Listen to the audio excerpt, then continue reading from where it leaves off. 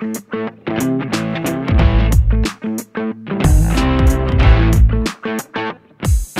up? It's Mike. Look, we're at the US Open and there's always some kind of surprise at the US Open. And this year, we were all treated to a bit of a surprise that no one really expected at all. Urijah Faber, Guida both decide at last minute to come and wrestle in the Masters division. I told him, like, hey, you know, there's this huge wrestling tournament in town. He's like, dude, I'll do it. I'm like, you do it, I'm in it, no matter how the fight goes. Next thing you know, here we are. I figured, what the heck?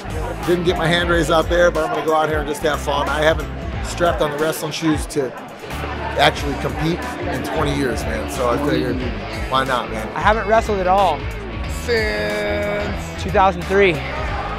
That's a long time. That's 19 years ago, bud. Yeah. How does that sound? That sounds pretty wild, man. I got to tell you something. It was kind of really interesting to watch them interact with their former teammates, interact with each other, and just have an absolute ball out on the mat. It got me in the octagon, it kept me in the UFC, and now we're out here. We might as well strap my man just for the old time's sake. I got Coach Izzy style in my corner as well, and it's gonna be a good time, man. I can't wait just to go out there and mix it up with these guys. Urijah Faber looked like an absolute child out there, and I say that lovingly, like he was just a kid in a candy store. He was rooting on his teammates, he was sitting there, he was cross-legged on a mat watching, you know, his teammates wrestle like he was a kid again. And to see that type of passion for the sport was really, really awesome. In his first match though, he almost got pinned. He got put to his back right away, had to fight off his back for the better part of a minute. I was warned that he was a Greco guy right before, caught me on my back, almost got pinned. Luckily he did a legal lock in the scramble. We started back up and it was go time. I had 2.5 minutes to break him, and that's what I did. Wound up coming back and winning the match.